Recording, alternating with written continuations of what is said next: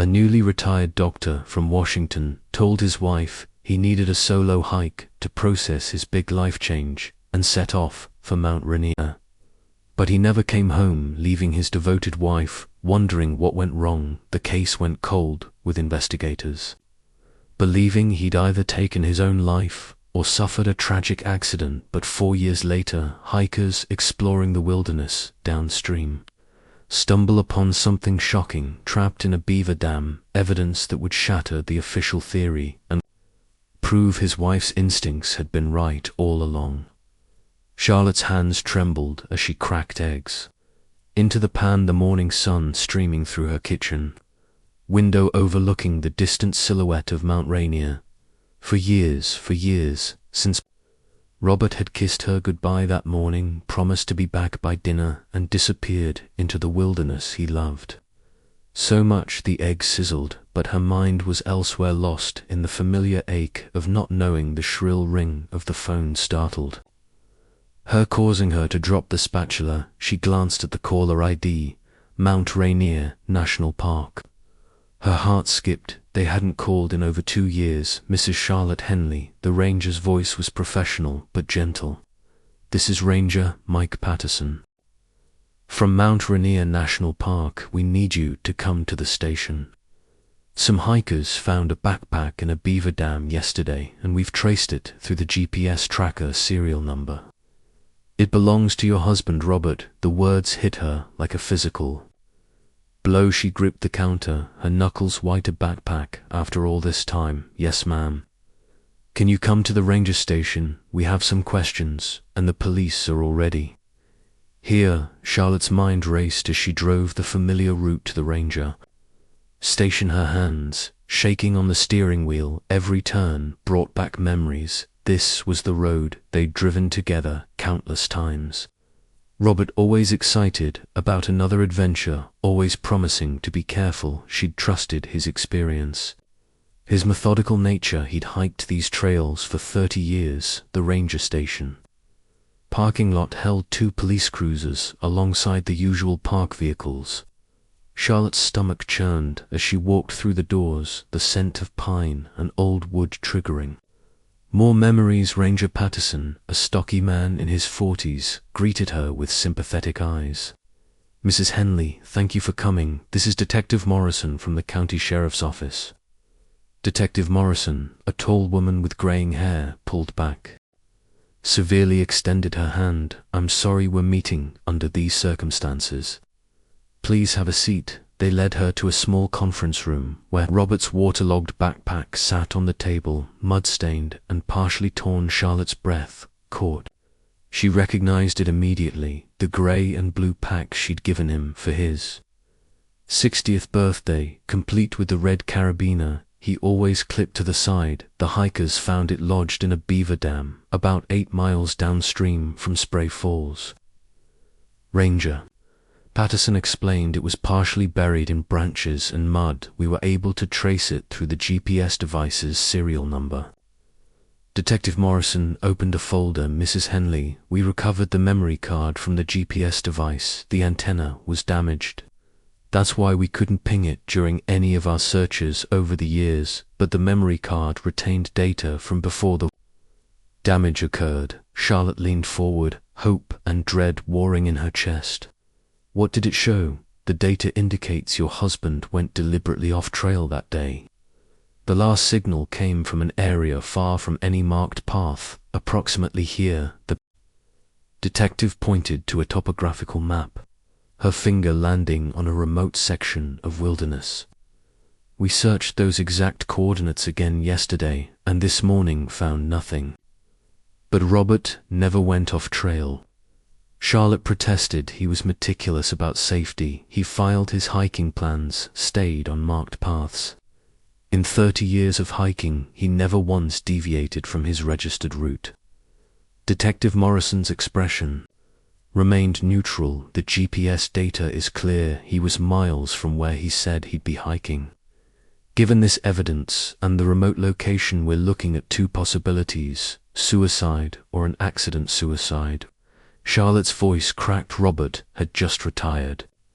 "We had plans a cruise to Alaska visiting our grandchildren in Oregon. He was excited about having more time together. I understand this is difficult, the detective said, her tone softening slightly, but after 4 years with wildlife and natural decomposition, there would be very little trace remaining. We won't be reopening the case. The search of those coordinates yielded nothing, and frankly there's nothing more we can do. Charlotte felt the walls closing in. You're giving up. Just like that. We're not giving up, Mrs. Henley. We're being realistic. Your husband went off trail to a dangerous area, whether intentionally or by accident. The outcome is the same. The case will remain closed. Through her tears, Charlotte examined the backpack's contents. With Ranger Patterson Robert's medical license sat in its plastic holder. Warped but readable. Robert James Henley, MD. The photo showing his kind eyes behind wire-rimmed glasses. That gentle smile she missed so desperately. His hiking permit dated October 15th, 4 years ago. The ink faded, but legible. His phone, the screen cracked and filled with murky water, completely destroyed. The unusual thing, Ranger Patterson said quietly, glancing at the detective who had stepped out to take a call, is where we found this. The Beaver Dam is miles downstream from any marked trail for the pack to end up there. Your husband would have had to be somewhere completely off his registered route.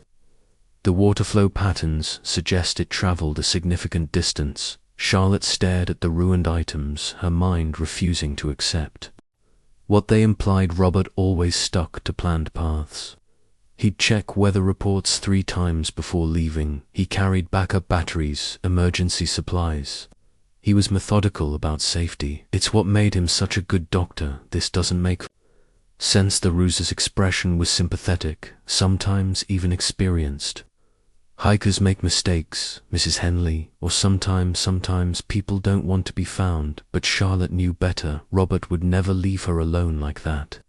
Not after 40 years of marriage, not after promising they'd spend every day of retirement together. He'd been counting down the days, crossing them off the calendar in his office with red marker, excited as a child before Christmas. As she left the station, clutching a bag with photocopies of the permits and a receipt for the backpack, they were keeping it as evidence, though evidence of what she couldn't say. Charlotte felt more lost than she had in 4 years. The official verdict was clear. Robert had gone off trail and met with either accident or intention. Case closed, but nothing about this felt like closure. Charlotte sat in her car outside the police station for several minutes, gripping the steering wheel until her knuckles ached. The morning had shifted from routine breakfast to earth-shattering discovery, and she needed to tell someone who knew. Robert, who understood what kind of man he was. His former colleagues deserved to know about the backpack. The drive to Cascade Medical Associates took her through downtown, past the coffee shop where Robert used to stop every morning for his black coffee and blueberry muffin, past the park where they'd celebrated his retirement party, his colleagues surprising him with a cake shaped like Mount Rainier. The memories were everywhere, inescapable. The practice looked different now. The familiar blue awning had been replaced with modern grey, the sign updated with sleek lettering. Charlotte pushed through the glass doors into a waiting room she barely recognized, gone with the comfortable chairs and warm colors. Robert had insisted on everything was stark white and chrome now. "Can I help you?" The young receptionist looked up from her computer, no recognition in her eyes. "I'm Charlotte Henley. My husband, Dr. Robert Henley, used to work here. I need to speak with someone about a development." The receptionist's perfectly shaped eyebrows furrowed. "I'm sorry, I don't recognize that name. I've only been here 18 months.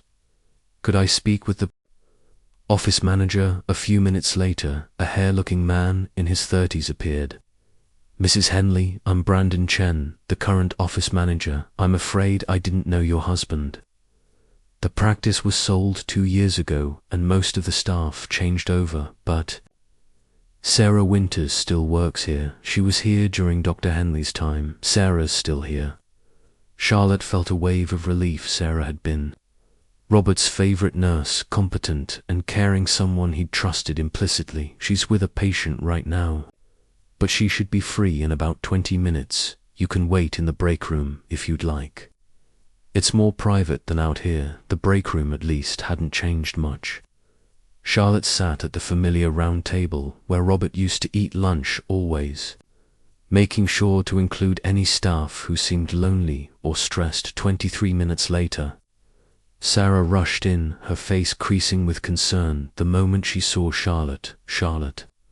"Oh my goodness, how are you?" Sarah embraced her warmly, then pulled back to study her face. "Is everything okay? You look upset." Charlotte's words tumbled out: the backpack, the GPS data, the police's conclusions. Sarah listened intently, her expression growing more troubled with each detail. "They found it in a beaver dam after all this time." Sarah sank into the chair across from Charlotte. "I can't believe it. We still miss him so much here. Well, those of us who are left anyway. The police think he went off trail deliberately. They're suggesting suicide or that he got lost." Charlotte's voice caught. "But you knew Robert. He would never." Sarah agreed firmly. "Charlotte, your husband loved his work, loved his patience. His retirement shocked all of us because he seemed so passionate right up until the end. The patients adored him. Mrs. Yamamoto still asks about him every time she comes."